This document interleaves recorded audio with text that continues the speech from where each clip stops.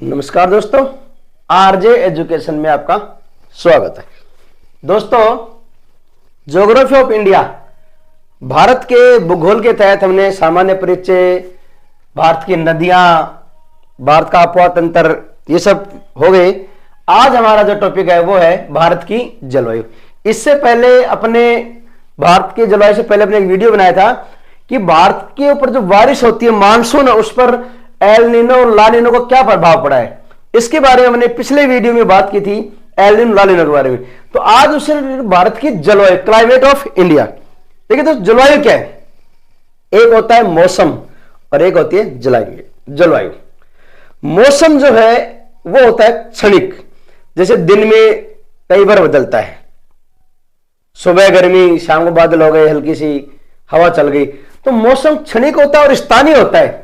मौसम स्थानीय होता है और जलवायु दीर्घकालीन होती है और लंबी होती है। जैसे भारतीय जलवायु है वो मानसूनी जलवायु है, मानसूनी जलवायु भारतीय जलवायु। तो जलवायु में परिवर्तन 40 से 50 सालों में होता है, जो कि मौसम आए दिन बदलता रहता है। मौसम जो है अभी वास्तविक मौसम से बना है, जलवायु है वो दीर्घकालीन होती है। जैसे भारतीय जलवायु है वह मानसूनी जलवायु, उसने मानसूनी जलवायु। देखो कैसे, आपको पता है कर्क रेखा भारत के बीचों बीच गुजरती है। कर्क रेखा जो है वो भारत के बीचों बीच गुजरती है, कर्क रेखा। कर्क रेखा से नीचे मकर रेखा तक का जो भाग है वो उष्ण कटिबंध आता है। कर्क रेखा से ऊपर जो है ये शीतोष्ण कटिबंध। तो भारत की जलवायु की बात करें तो भारत की जलवायु ये शीतोष्ण है और ये उष्ण है। तो उष्ण और शीतोष्ण दोनों को मिलाकर के जो जलवायु बनी है हमारी, वो बनी है उष्ण मानसूनी जलवायु। तो भारत की जो जलवायु है वो है उष्ण मानसूनी जलवायु। अब भारत की जलवायु मानसूनी जलवायु की, उसके ऊपर बात करेंगे। पहले अपन बात करेंगे जलवायु क्या है। देखिए दोस्तों, मौसम जो है वो वायुमंडल की क्षणिक व्यवस्था है, जबकि जलवायु दीर्घकालीन लंबे समय तक एक ही टाइम का उसका रहना, ऋतु का रहना जलवायु कहलाती है। जैसे गर्मी है, 4 महीने गर्मी रहती है, 2 महीने बारिश होती है, 3-4 महीने सर्दी रहती है। तो ये लंबा टाइम है। मौसम है वो आए दिन बदलता है और जलवायु जो है वो हर साल सेम रहती है। ग्रीष्मकालीन है तो अगले साल भी ग्रीष्मकालीन होगी। मई जून में गर्मी पड़ती है, मतलब अगले साल भी मई जून में गर्मी ही पड़ेगी। दिसंबर में सर्दी पड़ती है, मतलब अगले साल भी दिसंबर में सर्दी ही पड़ेगी। जलवायु में जो परिवर्तन है वो आता है 50 साल में, और मौसम जो है वो दिन में ही कई बार बदल जाता है। इसीलिए तो कहते हैं ना कि मौसम की तरह तुम भी बदलते न जाओगे। इसका मतलब मौसम बदलता रहता है। भारतीय जलवायु उष्ण मानसूनी जलवायु। उष्ण मानसूनी जलवायु क्यों है? तो भारतीय जलवायु को मानसूनी जलवायु क्यों कहते हैं? क्योंकि भारत के ऊपर सबसे ज्यादा मानसूनी हवाओं का प्रभाव पड़ता है, इसलिए हमारी जो जलवायु है वो है उष्ण मानसूनी जलवायु। अब देखिए दोस्तों, जलवायु कैसे परिवर्तित होती है, जलवायु को क्या क्या प्रभावित करते हैं। जलवायु को प्रभावित करने वाले कारक, सबसे पहला कारक देखिए, समुद्र तल से ऊंचाई। समुद्र तल से ऊंचाई 165 मीटर पर 1 डिग्री सेंटीग्रेड तापमान कम हो जाता है। अब देखिए दोस्तों, ये जो क्षेत्र है यहां पे क्या है, अरब सागर है, और नीचे यहां क्या है, इधर क्या है, बंगाल की खाड़ी है, बंगाल की खाड़ी है, और नीचे क्या, यहां पे हिंद महासागर है, हिंद महासागर है। तो जो समुद्र के पास में है यहां पे हवाओं का प्रभाव पड़ने से आर्द्र जलवायु रहती है, नम जलवायु रहती है। ना तो ज्यादा गर्मी पड़ती है तटीय क्षेत्रों में, ना ज्यादा बारिश, ना ज्यादा सर्दी पड़ती है। अब हम जैसे जैसे ऊंचाई पे जाएंगे वैसे वैसे तापमान क्या होता जाएगा, कम। जैसे मान लो ये धरातल है, इससे जैसे जैसे हम ऊंचे गए, 165 मीटर ऊंचे गए, तो 1 डिग्री सेल्सियस टेम्परेचर कम हो गया।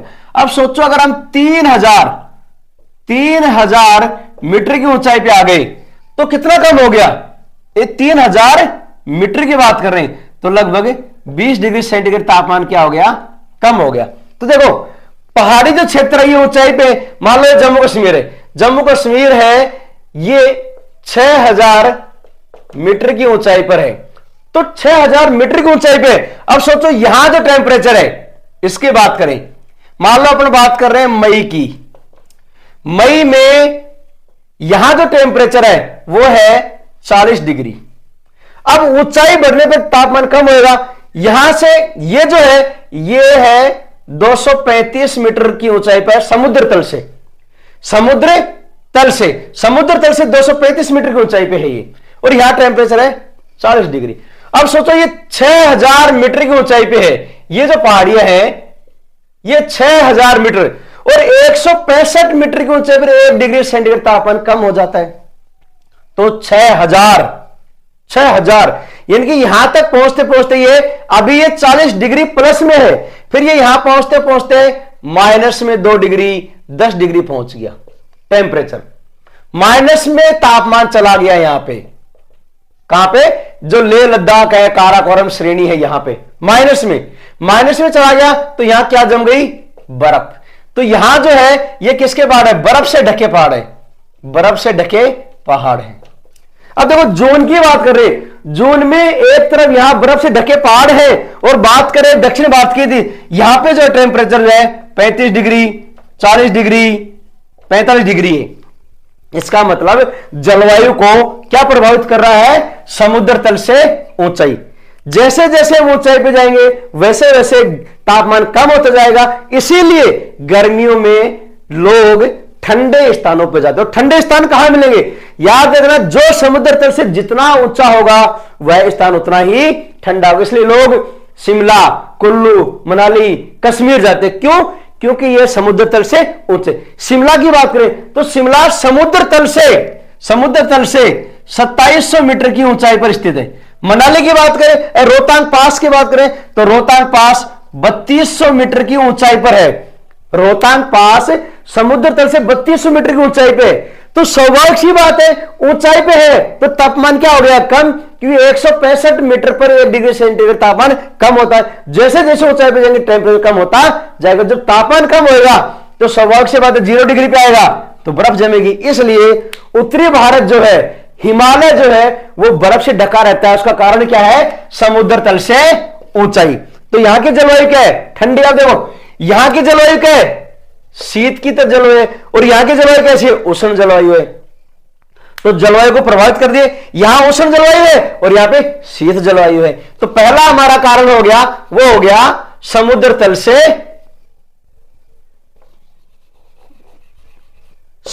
से ऊंचाई। दूसरा कारण क्या है, समुद्र से दूरी।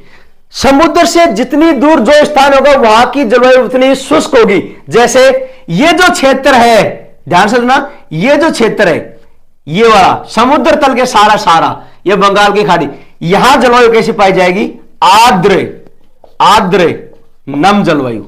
क्यों, क्योंकि ये समुद्र के नजदीक है। अगर बात करें यही चीज राजस्थान की तो यहां कौन सी जलवायु है, शुष्क है। समुद्र से जितना दूर जाएंगे उतनी ही जलवायु जो है वो नम और आर्द्र घटती जाएगी और शुष्क होती जाएगी। अब देखिए यहां पे आर्द्र और नम जलवायु है तटीय क्षेत्रों में, और यहां पे शुष्क जलवायु है। कारण क्या है, समुद्र से दूरी। तो जलवायु को दूसरा जो कारक है प्रभावित करने वाला वो कौन सा हो गया, वो है समुद्र से दूरी। जो स्थान समुद्र से जितना दूर होगा वह उतना ही शुष्क होगा, और जो जितना समुद्र के नजदीक होगा वह उतना ही आर्द्र और नम होगा। इसलिए समुद्र तटीय जो इलाके, मुंबई है, चेन्नई है, कन्याकुमारी है, यहां पे मौसम कैसा रहता है, आर्द्र और नम।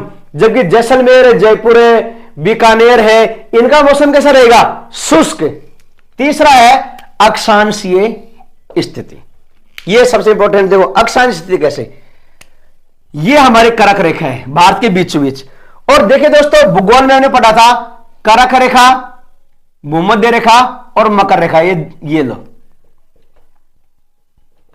दक्षिण में 23.5 डिग्री को बोलते हैं मकर, 0 डिग्री भूमध्य, और उत्तर में 23.5 को बोलते हैं कर्क।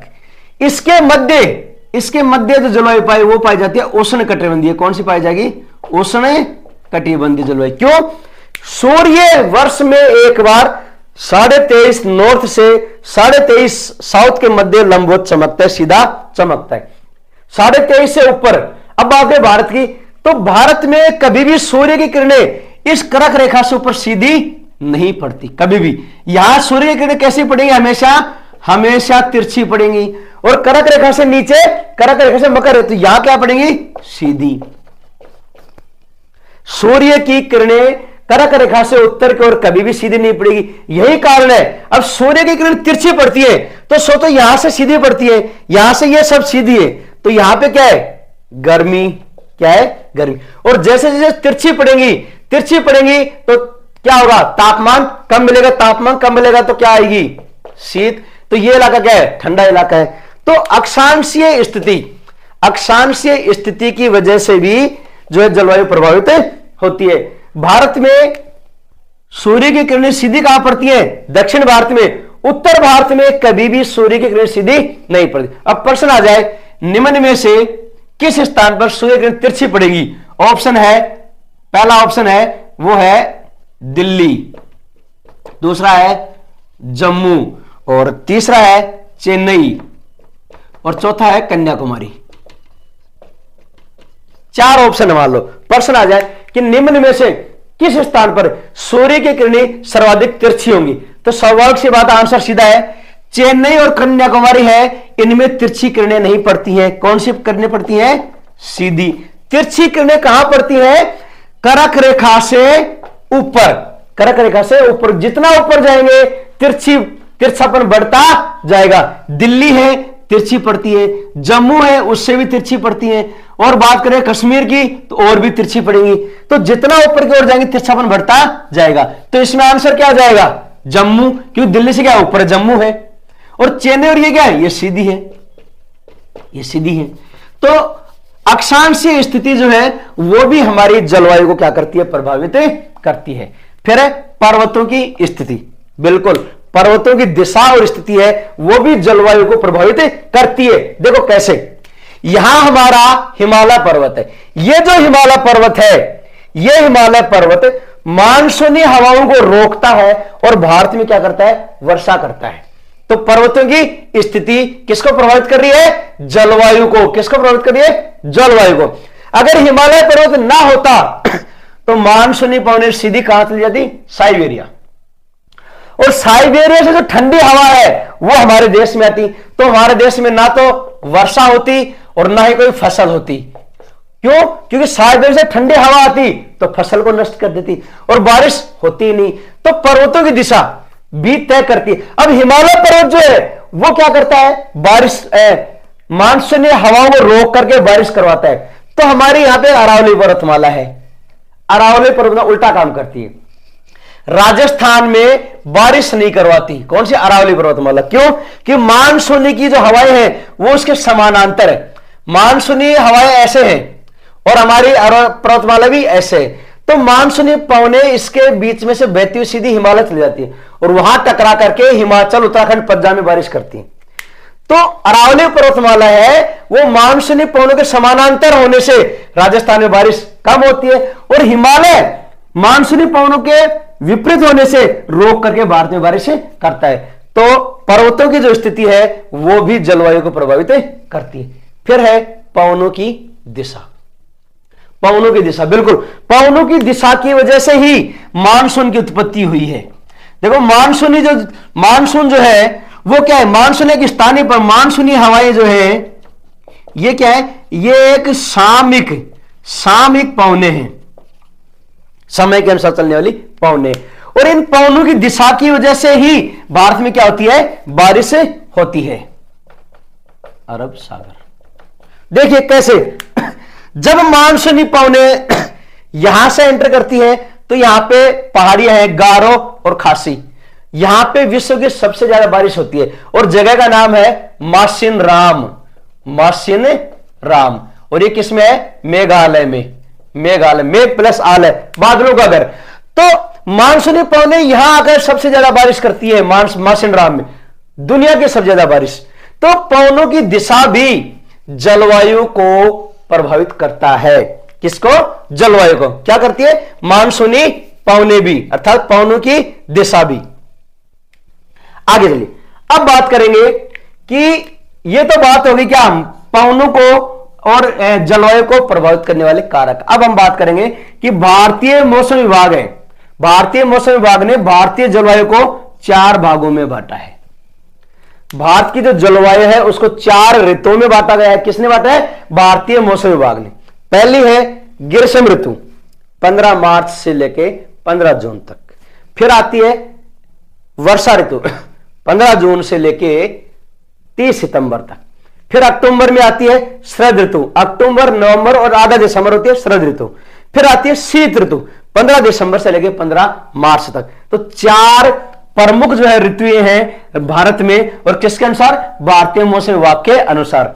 ग्रीष्म ऋतु 15 मार्च से 15 जून। अब देखिए, ग्रीष्म ऋतु है 15 मार्च से 15 जून। अब इसमें देखो क्या फर्क पड़ता है। उत्तर भारत, ये जो भाग है, दक्षिण भारत और मध्य भारत, इसमें गर्मी भीषण पड़ती है। भीषण गर्मी, भीषण गर्मी, भीषण गर्मी क्यों है? क्योंकि सूर्य उत्तरायण है, कर्क रेखा पर चमकेगा, तो भीषण गर्मी पड़ेगी दक्षिण भारत में और राजस्थान में। उत्तर भारत में भीषण गर्मी नहीं होगी। कारण क्या था? समुद्र तल से ऊंचाई। यहां पे क्या रहेगी? यहां पे ठंड, यहां पे भीषण गर्मी, भीषण गर्मी, और यहां भीषण गर्मी। तो ग्रीष्म ऋतु जो है वो है 15 मार्च से 15 जून।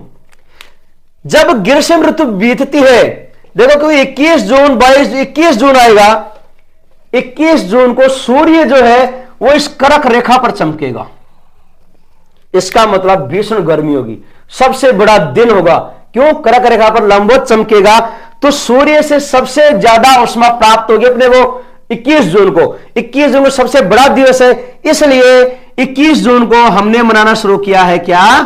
योग दिवस। क्या? योग दिवस, योग दिवस 21 जून को। उसके बाद जैसे ही जून आएगा, ग्रीष्म ऋतु क्या हो जाएगी? समाप्त, और कौन सी आ जाएगी? वर्षा ऋतु, 15 जून से 30 सितंबर तक। अब देखो, वर्षा ऋतु आती है तो वर्षा, भारत में जो वर्षा होती है वो होती है मानसूनों से, मानसूनी। भारत में जो वर्षा होती है वो होती है मानसूनी हवाओं से। अब देखिए, मानसून का आगमन, भारत में जो मानसून है वो आता कब है? तो ध्यान से सुनना, भारत में जो मानसून है वो 20 मई को प्रारंभ होता है। ये जो अंडमान निकोबार द्वीप समूह है, यहां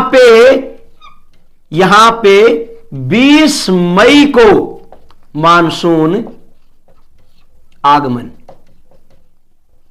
यह प्रश्न फर्स्ट ग्रेड में आया हुआ है कि भारत में मानसून का आगमन। तो भारत में मानसून का आगमन 1 जून को नहीं है, यह इंपॉर्टेंट है। कब है? 20 मई को अंडमान निकोबार। अब प्रश्न आ जाए कि भारत में सबसे पहले मानसून कहां पहुंचता है? अंडमान निकोबार पर। कब पहुंचता है? 20 मई के आसपास, 20 मई के आसपास। अगर बात करें मुख्य भूमि की, तो 1 जून को केरल के 1 जून को केरल के तट पर मानसूनी हवाएं टकराती हैं।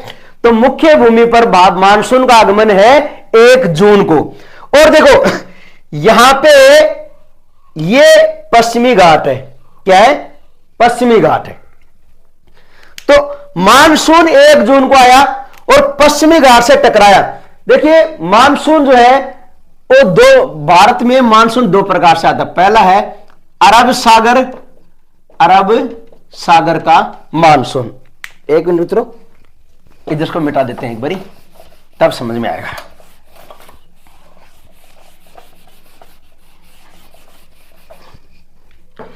भारत में जो वर्षा होती है वो 2 मानसून है। पहला है अरब सागर का मानसून, अरब सागरीय मानसून, और दूसरा है वो है बंगाल की खाड़ी, बंगाल की खाड़ी का मानसून। 65% और इसमें होती है 35% वर्षा। जितनी वर्षा होती है उसका 65% वर्षा अरब सागरीय मानसून से होती है, और 35% वर्षा होती है बंगाल की खाड़ी से। देखिए कैसे,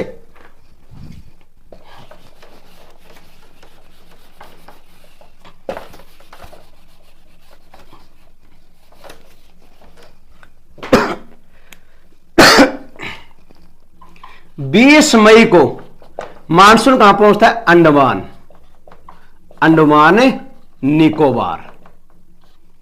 और 1 जून को केरल के तट पर, केरल के तट पर। 10 जून मुंबई, 21 जून अहमदाबाद और 10 जुलाई राजस्थान में प्रवेश करते। देखो अरब सागर, अभी हम बात कर रहे हैं कौन सा? अरब सागर की। अरब सागर मानसून से भारत की 65% बारिश होती है। सबसे पहले मानसून आता है अंडमान निकोबार द्वीप समूह में। 1 जून को केरल के तट पर आती है। यह पश्चिमी घाट है। अब यहां पे मानसूनी हवाएं टकरा करके केरल में बारिश करती हैं। देखिए दोस्तों, पश्चिमी घाट का पश्चिमी भाग, ये जो इलाका है, यहां पे बारिश होती है 200 सेंटीमीटर वार्षिक, यानी कि यहां पर काफी बारिश होती है। और ये जो क्षेत्र है यहां बारिश नहीं होती, यह कहलाता है छाया क्षेत्र, तमिलनाडु का। दोस्तों इंपॉर्टेंट चीज, बारिश के मौसम में तमिलनाडु ऐसा राज्य है जहां वर्षा काल में बारिश नहीं होती, कारण वृष्टि छाया प्रदेश। अब यह वृष्टि छाया क्षेत्र होता क्या है? वृष्टि छाया क्षेत्र क्या होता है? तो ध्यान से सुनो दोस्तों, क्या होता है? ये पहाड़ है, ये क्या है? पहाड़ है, ये पहाड़ है। यहां से मानसूनी हवाएं आई, इस पहाड़ से टकराई, तो बारिश कहां होगी? यहां होगी बारिश, ये बारिश होगी। अब ये जो क्षेत्र है ये क्या रह गया? सूखा रह गया। क्यों सूखा रह गया? क्योंकि मानसूनी हवाएं यहीं से टकराकर बारिश हो गई, तो ये क्षेत्र क्या रह गया? इधर बारिश नहीं, क्यों? पहाड़ी के जैसे। तो ये क्षेत्र क्या कहलाएगा? इसे बोलते हैं वृष्टि छाया प्रदेश। यही हाल है कि ये पश्चिमी घाट है। तो जैसे मानसूनी पवनें केरल से टकराई, इस पश्चिमी घाट से टकराकर यहां तो बारिश करेंगी, तो यहां तो बारिश कितनी हो जाएगी? 200 सेंटीमीटर वार्षिक। और ये जो क्षेत्र तमिलनाडु का, इस पश्चिमी घाट का पूर्वी भाग, पश्चिमी घाट का पूर्वी भाग, तो यह कहलाएगा वृष्टि छाया क्षेत्र, यहां पर बारिश नहीं होगी। यह बात होगी। अब यह बात होगी 1 जून को। 1 जून को, 10 जून को यहां पे मुंबई में आता है, और यहां पे 15 से 20 जून के आसपास ये जो शाखा आती है अहमदाबाद वाली, अरब सागर। अभी हम बात कर रहे हैं अरब सागर की। अरब सागर की एक शाखा नर्मदा, ताप्ती, सतपुड़ा होती हुई मध्य भारत पर आ जाती है। ऐसे ये जो है मुंबई में आता है, मुंबई में बारिश करती है। मुंबई के बाद यहां एक दर्रा है, यहां पे एक दर्रा है भोरघाट, इस दर्रे से होकर मानसूनी यहां बारिश करवाती है। मानसूनी पवनें यहां बारिश करती है। ये नर्मदा, ताप्ती, विंध्य, सतपुड़ा से होती हुई एक शाखा मध्य भारत में आ गई, यहां बारिश करेगी। फिर अरब सागर की एक शाखा राजस्थान से में आती है 10 जुलाई को। लेकिन यहां अरावली पर्वतमाला इसके समानांतर है, तो ये जो रेखा है, वर्षा रेखा, सीधी अरावली पर्वतमाला को पार करके और हिमालय पे आ जाती है, और हिमाचल प्रदेश, उत्तराखंड, पंजाब में बारिश होती है। तो राजस्थान में बारिश नहीं हुई क्योंकि ये सीधी निकल गई, इसलिए अरावली पर्वतमाला राजस्थान में बारिश नहीं होती। ये 3 शाखाएं आती हैं अरब सागर की मानसून की।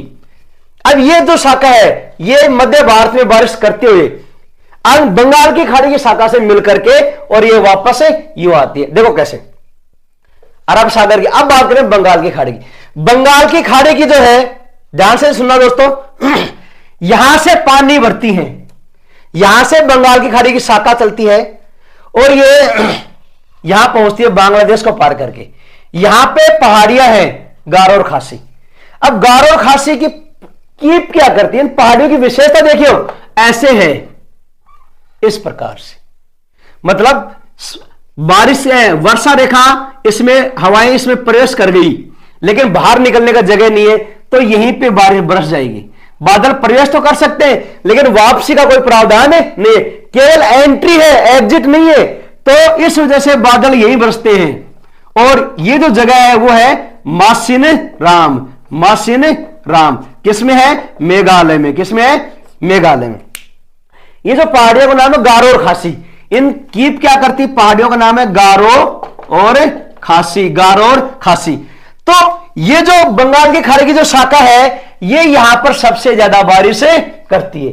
एक शाखा यहां से एक, यहां पे एक अराकमान योमा, यहां पे एक पर्वत है लंबा, वो पर्वत इसको रोकता है बंगाल की खाड़ी को, की शाखा को, और ये सीधी इधर से होते हुए मध्य भारत में आती हुई हिमालय चली जाती है। बंगाल की खाड़ी यहां से टकरा के इधर से जाकर सीधा हिमालय पहुंच जाती है, यहां बारिश करती हुई, और यहां से बारिश करके लौटती है। अब मानसूनी पवने, मानसून जो है, वर्षा जो है, वो अक्टूबर तक आते आते ये सब वापस लौटेंगी। अक्टूबर में मानसून लौटता है, मानसून लौटता है। अक्टूबर में जब मानसून लौटेगा, अब जब मानसूनी पवनें वापस लौट रही हैं तो ध्यान से सुनना, यह बंगाल की खाड़ी है, लौटता हुआ मानसून यहां से जल भरेगा, भाई यहां से क्या भरेगा, जल। अब मानसूनी पवनें लौट कब रहा है, अक्टूबर नवंबर, अक्टूबर नवंबर। अब यहां बंगाल की खाड़ी से ये मानसूनी पवनें पानी भरती हैं, और पानी भर के ये जो सह्याद्री पर्वत है इसका पूरी भाग यहां वर्षा करती है। कब करती है, अक्टूबर और नवंबर में। तो तमिलनाडु में लौटता हुआ मानसून है, जिसे बोलते हैं मानसून का प्रत्यावर्तन काल, मानसून का प्रत्यार, लौटता हुआ मानसून यहां पे बारिश करता है, कहां पे, तमिलनाडु में। क्यों, क्योंकि लौटता हुआ मानसून बंगाल की खाड़ी से जल ग्रहण कर लेती है हवाएं, और फिर यहां बारिश होती है। इसलिए तमिलनाडु एकमात्र ऐसा राज्य है जो मानसून के लौटते हुए मानसून अर्थात शीतकालीन बारिश प्राप्त करता है। नवंबर में यहां पे सबसे ज्यादा बारिश होती है। आपने देखा होगा अक्टूबर नवंबर में विशाखापट्टनम, चेन्नई, यहां पे बाढ़ आ जाती है। देखिए दोस्तों, जुलाई अगस्त में बाढ़ आती है यहां असम, बंगाल, बिहार, उड़ीसा। क्यों, क्योंकि मानसून का टाइम है। लेकिन नवंबर में बाढ़ कब आती है, चेन्नई, विशाखापट्टनम, आंध्र प्रदेश और तमिलनाडु। कारण क्या है, मानसून का लौटना, मानसून का प्रत्यावर्तन काल। लौटती हुई मानसूनी पवनें बंगाल की खाड़ी से जल ग्रहण करती हैं और पूर्वी तट से टकरा करके तमिलनाडु में बारिश करती हैं। तो हमारा जो मानसून है वो दो है, अरब सागरीय मानसून और बंगाल की खाड़ी। अरब सागर से 65% बारिश होती है और बंगाल की खाड़ी से 35% बारिश होती है। अरब सागर की 3 शाखाएं चलती हैं, केरल की, मुंबई की, अहमदाबाद और राजस्थान की। मानसून आता कब है, 20 मई को सबसे पहले अंडमान निकोबार मुख्य भूमि पर, 1 जून को केरल के मलबार तट पर। तीसरे उसके बाद हमारी आती है शरद ऋतु। शरद ऋतु, शरद ऋतु जो है वो 15 अक्टूबर से 15 दिसंबर तक होती है, अर्थात ना सर्दी और ना गर्मी। सर्दी और गर्मी कम होती है, सर्दी और गर्मी कम होती, रात को ठंडक का एहसास और दिन में गर्मी। और उसी टाइम आते हैं शारदीय नवरात्रे, शारदीय नवरात्रे, दिवाली और सावी। उसके बाद 15 दिसंबर से शुरू होती है शीत ऋतु, अर्थात सूर्य जो है वो दक्षिणायन हो जाता है और उत्तर भारत में कड़ाके की सर्दी पड़ती है, कड़ाके की सर्दी पड़ती है और तापमान 0 डिग्री से नीचे, उत्तर भारत में तापमान 0 डिग्री से नीचे चला जाता है। कौन से में, शीत ऋतु में। तो ये थी भारत की जलवायु की 4 प्रमुख ऋतुएं, ग्रीष्म, वर्षा, शरद और शीत ऋतु। भारतीय मानसूनी जलवायु को प्रभावित करने वाले कारक हमने पढ़ लिए। राजस्थान में बारिश, भारत में बारिश किस प्रकार से होती है। अब थोड़ा देख लेते हैं बारिश कहां कहां होती है। यहां होती है 200%, ये भी साथ साथ थोड़ा पढ़ लेते हैं कि बारिश ज्यादा कहां कहां होती है। तो देखिए दोस्तों,